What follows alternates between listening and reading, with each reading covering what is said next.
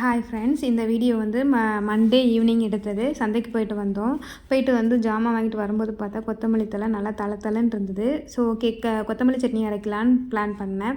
அதுக்கப்புறம் பார்க்கும்போது பீக்கங்காவும் நல்லா இருந்துச்சு. சரி, பீக்கங்காய் சட்னி அரைச்சிடலாம் அப்படின்னு எடுத்து வச்சுட்டேன். ஒரு மீடியம் சைஸ் பீக்கங்காவை தோல் சீவி எடுத்துக்கிட்டேன். அது கூட கொஞ்சம் கடலப்பருப்பு, உளுத்தம்பருப்பு, ஒரு குட்டியாக சைஸில் வந்து புளி, ஒரு மீடியம் சைஸ் 2 வெங்காயம், ஒரு தக்காளி, அதுக்கப்புறம் ஒரு பிடி கருவேப்பிலை எல்லாமே எடுத்துக்கிட்டேன். லாஸ்ட்டில் ஃபைனலுக்கு கொஞ்சோண்டு தேங்காய் சேர்த்துக்கலாம் அப்படின்னு சொல்லிட்டு அதுக்கும் எடுத்துக்கிட்டு ஒரு துண்டு இஞ்சி, 3 மிளகா இதெல்லாமே எடுத்துக்கிட்டேன். அப்புறம் நம்ம வாங்கின தளன்னு உள்ள கொத்தமல்லியும் எடுத்து வச்சுக்கிட்டேன். கடாயை ஆன் பண்ணி கல்லெண்ணெய் யூஸ் பண்ணியிருக்கேன். இந்த கல்லெண்ணெய் பார்த்திங்கன்னா இந்து சமய ஆர்கானிக்கில் தான் நான் வாங்கினேன். சூப்பராக இருக்குது, நீங்களும் ட்ரை பண்ணி பாருங்கள். சரிங்களா? இப்போ எடுத்து வச்சுருந்த கடலப்பருப்பையும் உளுத்தம் பருப்பையும் கொஞ்சோண்டு போட்டு அது நல்லா லைட்டாக வறுபட்ட உடனே வெங்காயத்தையும் கட் பண்ணி நான் அப்படியே போட்டுக்கிட்டேன். அது கொஞ்சம் நல்லா வதங்கட்டும்.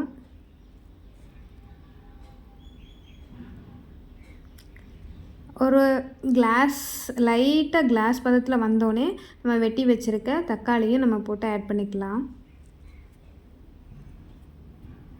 அதையும் நல்லா வதக்கிட்டு அது நல்லா வதங்குறதுக்காக நான் உப்பையும் இப்போயே ஆட் பண்ணிக்கிறேன் கொஞ்சோண்டு. அப்புறம் கட் பண்ணி வச்சுருந்த பீக்கங்காவையும் நான் எடுத்து வதக்கிக்கிறேன்.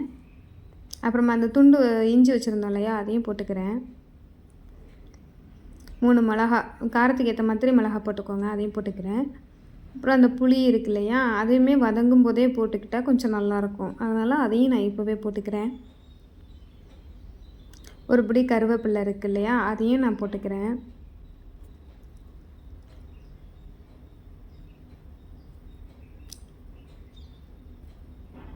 அடுத்தது கொத்தமல்லி தழை.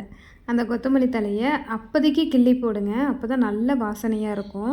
அது ஒரு 4 3 கிள்ளி போட்டுட்டு 2 பெரட்டை மட்டும் பெரட்டி விட வேண்டியதான் மீடியம் சைஸில் வச்சு. இதை ரொம்ப ஹை ஃப்ளேமில் வச்சு வதக்கவும் வேணாம், அதிகமாகவும் வதக்க வேணாம். சும்மா லைட்டாக வதக்கி எடுத்துட்டு லாஸ்ட்டில் வந்து தேங்காய் பூ போட்டு இறக்கிடுறேன். அதுவுமே வதக்க வேண்டாம், இறக்கி ஆற வச்சிடலாம். கொஞ்சம்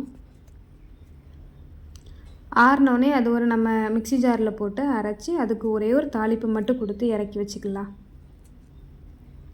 நான் இது வந்து இன்றைக்கி தோசைக்கு தான் நான் வைக்கிறேன். இந்த சட்னி ரொம்பவே நல்லாயிருக்கும், நீங்களும் ட்ரை பண்ணி பாருங்கள். நாளைக்கு நம்ம வேறு ஒரு சட்னியில் பார்க்கலாம். Tata, bye bye.